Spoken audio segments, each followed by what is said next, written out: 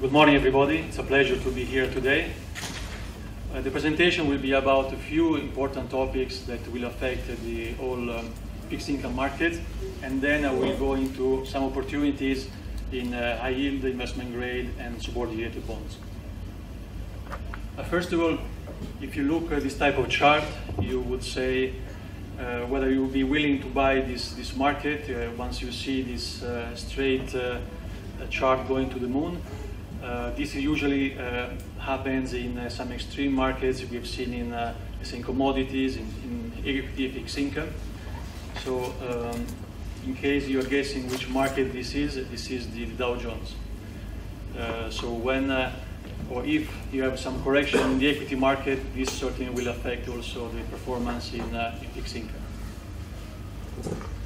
Now, you're looking about performance year to date by the different segment of the fixed income market. You see that, which is the blue line, year to date, almost all the segments are negative. From, let's say, the triple C bonds in the US, very flat actually, and going all the way down to the two segments which year to date are the worst is the emerging market high yield and the Asian high yield. This is opposite to what happened last year, which is this row. And this also is relatively normal in fixed income, where you tend to have a reverse to the mean. So when you have a very good year, the assets, they usually go above the yield, the current yield, then usually you have a correction the following year. Also, if you look at the investment grade segment, you see that the performance this year has been also negative, but opposite to last year, the bonds that have the longest duration, let's say like more than 10 years, so more than 10 years, they're actually down 5%. Last year we're up 12%. So the same patterns, we are seeing more details into the investment grade. Now, talking more about what the market is expecting in terms of the Fed decisions going forward. This of course changes now almost every week depending on how the equity market are behaving. But let's say at the moment we are seeing this expectation for December increase in the Fed funds with a probability of almost 75%. So you see here this is the December meeting. And then apparently another big chances of another 25 basis points increase in March. And a smaller one, expectation just above 50% in September. This one actually, looking at today's numbers, these were last week, this actually is gone.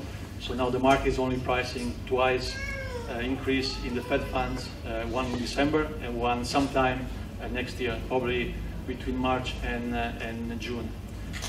And this is important, we will see later, because if the Fed stops increasing rates, we will enter into a new scenario, at least in 19 and 20. This chart shows you the difference between the 10 years and the 2-year yield. So you're seeing that when this gap is narrowing, like we are seeing today. Usually in the past, at least, this has occurred with some relatively crisis or some adjustment in the markets. So certainly is a point to keep in mind. The only maybe different situation we have now versus the past is that the starting level of interest rates, because of the quantitative easing, is certainly lower, but nevertheless this actually can also add additional volatility. So this type of previous pattern are kind of worrisome, at least.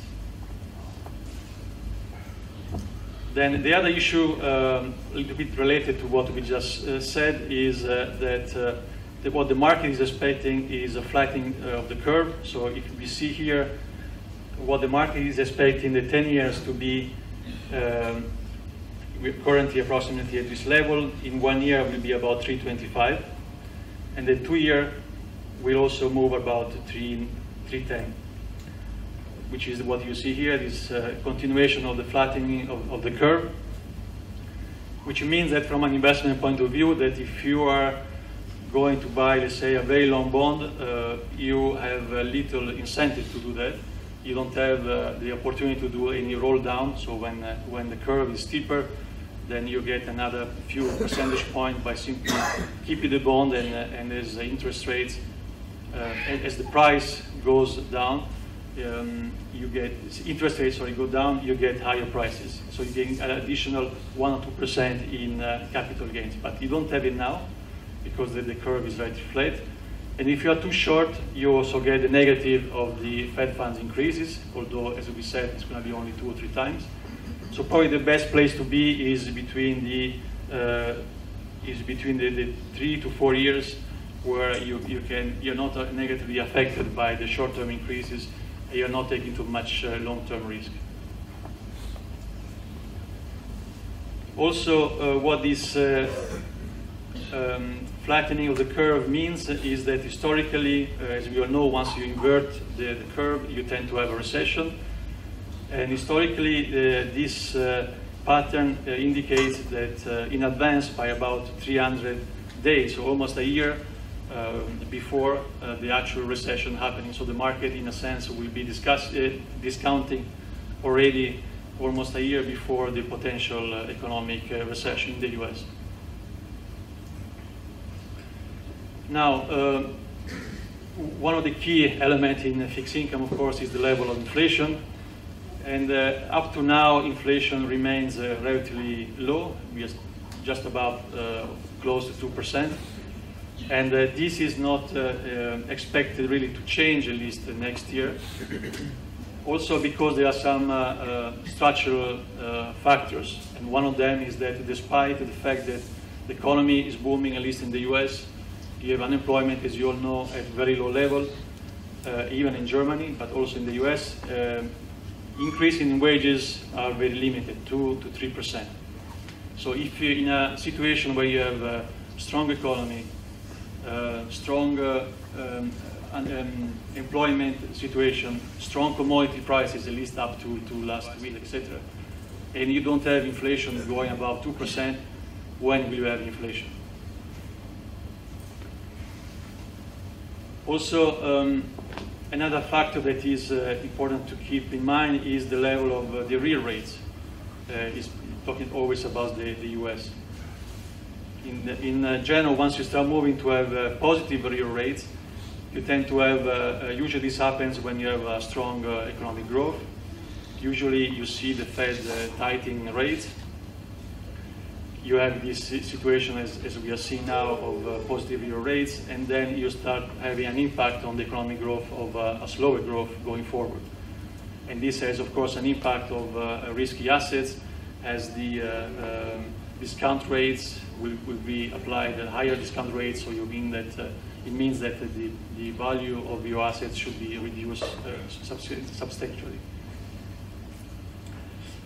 Another factor that will impact the market is, as we all know, the central bank will start reducing its activity, and the liquidity that is being reduced probably will affect more the financial markets than the real economy, as most of this liquidity went into the stock market, the bond market. So the first place where we will see probably some impact of this lower liquidity will be the financial markets.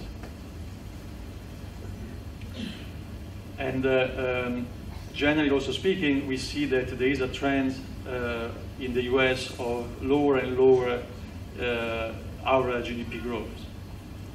And even now, the latest numbers, you know, we are talking about more like 3.5%, but because of the impact of the tax rate reduction, the liquidity we have in the market, and all these are probably going away.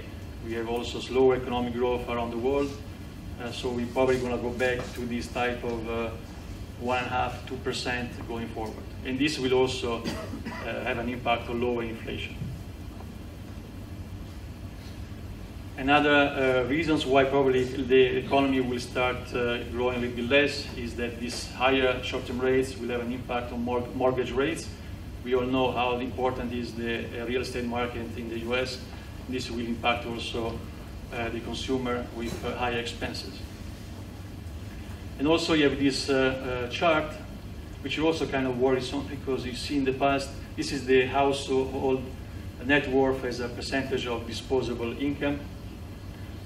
You see in the past, when every time we reach kind of high levels, you tend to have then some adjustment the following years.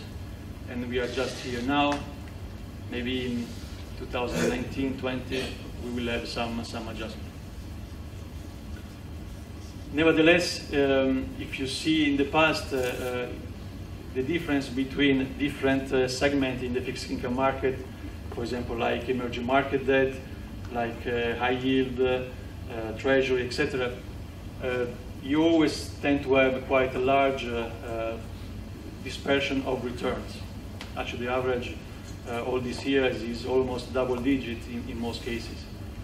So the question is, where do we find the opportunity going forward in this scenario that we just described of slower probably growth and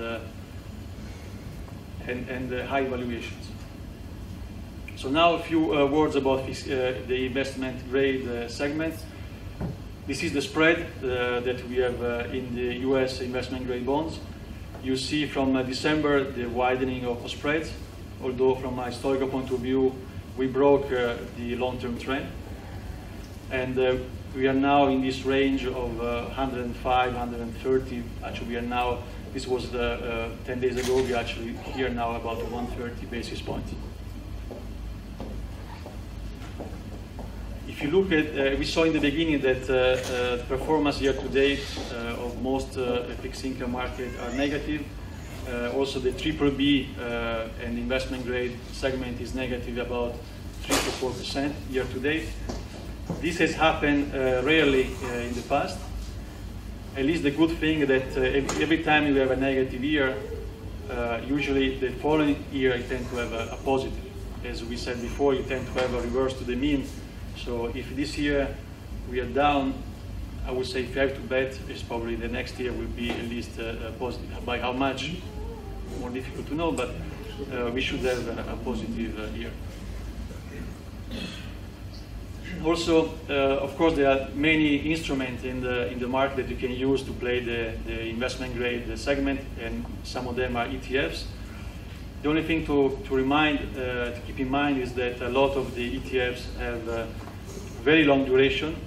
In this case, this is the US aggregate, the Barclays, which has a duration of 7 years, but you only have about 2% yield, 2.5% yield. So you're taking a lot of interest rate risk for not too much yield that you're actually getting. So in the environment that we just said, and because we don't expect a recession next year, there may be a better opportunity than just buy an ETF. Another key discussion that the market is focusing on are the large segment or proportion of BBBs in the investment grade universe. You see here that the BBBs bonds represents the large part now of the universe in the US, dollar denominated.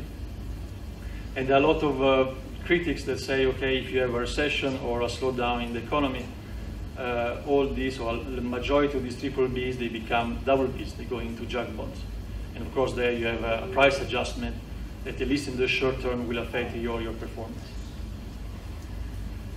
However, if you look historically at least, the situation where we had the recession previously, the amount of BBB bonds that actually have been downgraded is in the, let's say, 10-15% at most. So probably it's not going to happen these massive downgrades of BBBs into BBs, which means that this is a segment that we should continue to focus on because it will give you 100, 120 basis points higher yield than, let's say, a single A or a double A. Also, from a company point of view, having a downgrade from a BBB to junk bonds. First of all, here on this graph, you have the cost of moving from A rating to a BBB rating. You see that the cost is about 25 basis points. So for a corporate, pay 25 basis points more on its debt in order to, let's say, use it to investments or acquisitions, it's a minor cost. However, going from a BBB to a junk bond, your cost is about 300 basis points. So certainly there is an economic impact, which is certainly more important. So there's an incentive, at least for the majority of investment grade company to remain investment grade. Now, in terms of expected returns in the investment grade going forward, some of the problem is that, as you all know, we are starting from a very low yield. So we are taking away the capital gain potential if you were starting from instead a higher yield level. And if you see that in the next, let's say, 5 years, we start with approximately 3% yield, how much really we're going to get in terms of returns annualized over this 5 year period probably will be about 3 to 4%. Talking about US investment grade bonds. So one area instead where we are focusing on, and we think that there is an opportunity, is instead in emerging market investment grade, especially after the correction we had in the middle of this year, as you all know about Turkey, Argentina, Brazil, China. So there are certainly now in the investment grade an opportunity to get another 50 to 100 basis points higher yield. And because we think that at least maybe China, my colleague will talk about it later, but the rest of the world, the emerging market now are more stable. We think that the GDP growth in these countries will actually be stronger than maybe in most of the developed markets. And valuations are now more attractive. So having an exposure to this segment add yield without, after the correction we just had, without having a lot of higher risk. Also, from a more fundamental point of view, we see that the net leverage for a lot of these markets are actually improving. This is the US investment grade market, and you see that LATAM and some of the other regions are actually showing improving deleveraging ratios. So this is basically what we do also in our product. We tend to have a combination of investment grade BBBs and emerging market investment grade bonds with duration that stay below 3, actually about 2.5, 2.7 years. And today this combination of strategies has a yield to maturity of 5%, which in the context that we just showed is an attractive yield. And also it's a strategy that cannot be replicated using ETFs, because you have ETFs, of course, about short duration US bonds, but you have not so many ETFs having just corporate short duration hard currency in emerging market. Now, a few words about high yield, where we stand in the US high yield. You see here spreads at very low level. These were in October. Actually now we are about 50, 60 basis points higher over the last week, but nevertheless we remain relatively low historical levels. Defaults rate, of course, this is a lagging indicator. So usually first you see widening of spreads, and only later on you see the defaults rate that catch up. But of course we are still about 2%. Listening to Moody's and Standard & Poor's, they still expect this level to remain at this roughly around these levels for next year. One characteristic of the high yield spreads is that they tend to lead a severe correction in equity market and not really vice versa. So when you see, for example, the S&P or Dow Jones going down 5–10% without having a significant widening of high yield spreads, you could actually hopefully think that this is just a correction, then the trends will move up again. Again, as we show in the investment grade, where is the opportunity probably today? This is in emerging market. We see this year this correction, so widening of emerging market spreads, which is the blue line. and now these bonds are giving you 100, 120 basis points higher yield than the equivalent you get in the US. So there is certainly, after the correction, we had this year a good opportunity to come back into this segment. Most of the yield to maturity of emerging markets are around 8 and 8.5%. And here I'm not talking about local currency, I'm only talking about hard currency, and also within the BBB rating, not the stress or the triple C. You also see it on a more general basis. You see that the emerging market high yield is giving you, on a duration adjusted basis, approximately 200 basis points higher returns than in the US. This is the most recent one. Also from a regional point of view and from a fundamental point of view, we see that net leverage trends are actually down, especially in Latin America after widening substantially. And also in terms of margins, we see that the emerging markets, from a fundamental point of view, it's attractive.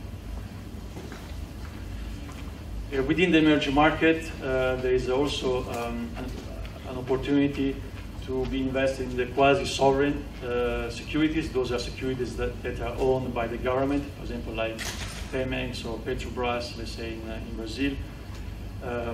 They compose a large portion of the segment, and they tend to give you additional yield, 150, depending on which market, 200 basis points, etc. So you're getting a pickup in additional yield without really having additional risk, as the ownership of these companies is the government, so you're getting the same risk as buying government bonds of Brazil, let's say, but going into the Petrobras bonds, then you get these 100, 150 basis points higher return. So this is also a way to enhance your return without increasing risk. Now, we said that US high yield, you saw the spread before, that tend to be expensive, and one way to analyze this is using this model that tries to estimate what is implied in terms of default rate by the current spread level, which is, it was at least 10 days ago about 344 basis points. So if you work back, you will get an estimated default rate of 0.7%. So it means that at this level of spread is implied that only 0.7% of bonds will default. We saw in the previous slides that the average is about 4% default on a long-term basis. So certainly here the bonds are priced almost for perfection. Of course, this can continue for, let's say, a couple of years. I mean, things can remain expensive to a certain extent for at least 1 to 2 years, but eventually, yes, somehow they will have to correct. Using this type of valuation, we can then estimate the potential return. So if you have, let's say, 1% default rate, and here we even assume a 25 basis points increase in interest rates, you will get about 5% returns. And then a more negative scenario will give you about 2%. So 2 to 5%, that what could be expected next year to make in the US high yield as an estimate. If you do the same exercise in the emerging market, we see that at this level of spread, the actual estimated default rate is higher, it's 3.1%. Also, the historical one is about 5%, but nevertheless, certainly higher than high yield, US high yield. So there is more value in the current emerging market bonds. If we do the same exercise before, we see that the potential returns will be between 8 and 5%. This could be the range next year. Also, if we see, if you try to compare what we just estimated with the historical annualized performance for the last 15 years, we have here, for example, the single A bonds in the US. For the last 15 years, you had an average of 4.5%. US BBB is about 5.7, in emerging market investment grade 6.3, etc. And cash about 2.9%. Here you have the volatility, the sharp variation, and here is the possible return that we show a little bit before how we arrive for the investment grade and the high yield. So we can expect about 5 to 7% in emerging market high yield, 3 to 4 in the US high yield, also 3 to 4 in emerging market investment grade, 2 to 3 in BBBs, and probably 0 to 2 in higher rating in the US. And if you compare this return with the historical, all of them basically are going to be below the historical average for the last 15 years, maybe with the exception of cash, as you have the Fed funds that increase at least 1 to 3 times more this year. You probably will get around 3.25, and then if you buy a floaters with some spreads, you can get also to 3.5%. So cash, in a sense, is becoming very competitive next year to more traditional and more conservative investment grade bonds. The only place where you can probably do better is in the emerging market high yield. And lastly, very few words, if you have time, about the subordinated bonds. Those are perpetual bonds, the COCO bonds, which are security that the bank can convert into equities or be written off if the bank's capital goes below a certain level of capital. We've seen last year very good performance of this strategy, but this year the strategy from the top is down about 7.9%, and year to date about 4%. Spreads now in yield have moved up, of course, as the price went down. What is important to consider is that this strategy is very sensitive to the performance of financial stocks in Europe, and they tend to do, of course, a better performance than the pure equity because of the yield component, but nevertheless they are influenced by the level of the equity performance in Europe, which has been weak, especially this year, because of the issue about Brexit, because of the issues about Italy, because of general slowdown also in the economy in Europe, the fact that a lot of these banks need to issue capital to increase their capital ratios because of regulation. Nevertheless, the actual risk of these securities is now stabilized and has been reduced. If you look at the net leverage, has been coming down significantly.